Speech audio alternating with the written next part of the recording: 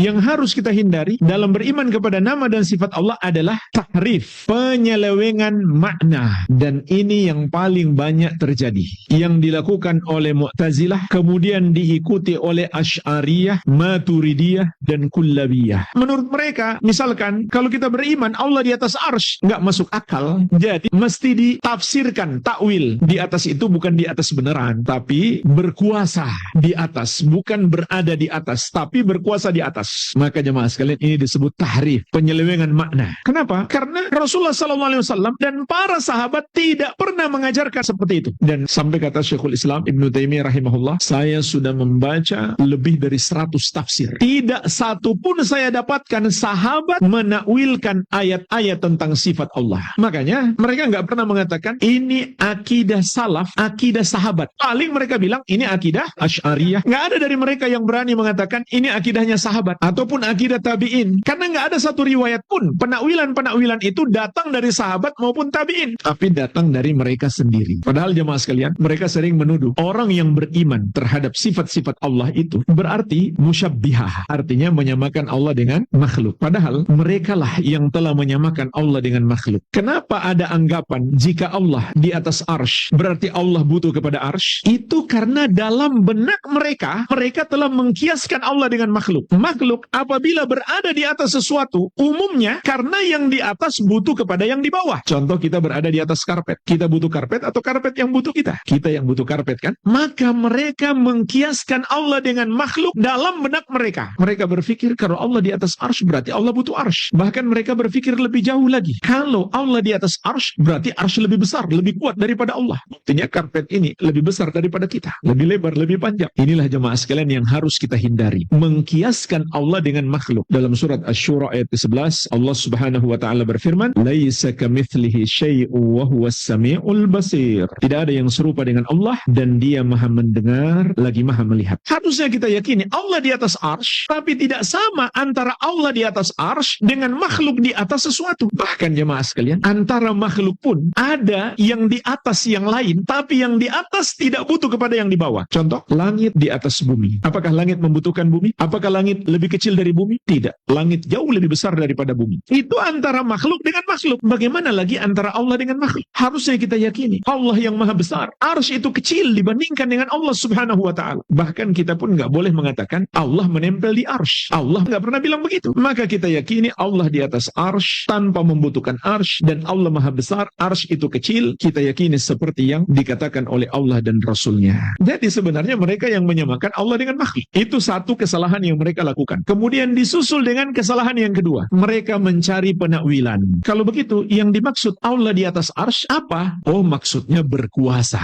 Bukan berada di atas arsy, tapi menguasai arsy. Maka inilah yang kita bahas. Ini namanya tahrif. Nggak pantas disebut takwil. Kalaupun disebut takwil, maka itu takwil fasid. Takwil yang rusak. Bukan takwil sahih. Kenapa? Nggak ada landasan dalilnya. Rasulullah SAW tidak pernah menakwilkan seperti itu. Tidak pula seorang sahabat pun yang menakwilkan seperti itu. Ini adalah penakwilan baru. Ini bid'ah di dalam akidah. Berbicara tentang Allah tanpa ilmu. Disusul dengan kesalahan yang berikutnya. Mereka kemudian mencari cara untuk menjelaskan di mana Allah kalau begitu. Kalau bukan di atas, kalau begitu di mana? Maka mereka terpecah dua. Sebagian mengatakan Allah di mana-mana, sebagian mengatakan Allah tidak di mana-mana. Padahal sudah jelas Allah Al-Ali, maha tinggi. Bukan maha di mana-mana, bukan maha tidak di mana-mana. Jadi subhanallah, banyak kesalahan yang mereka lakukan. Pertama, sudah menganggap zahir Al-Quran dan Sunnah menjerumuskan dalam kesesatan, yaitu mereka sebut yang beriman kepadanya musyabbihah, menyerupakan Allah dengan makhluk. Yang kedua, mereka sendiri yang menyerupakan Allah dengan makhluk dalam benak mereka. Yang ketiga, mereka membuat penakwilan yang baru, yang tidak pernah dikatakan oleh Rasulullah SAW dan para sahabat ataupun tabi'in. Yang keempat, mereka mensifatkan Allah bukan dengan sifat yang sebenarnya, yaitu mereka mengatakan Allah di mana-mana atau tidak di mana-mana.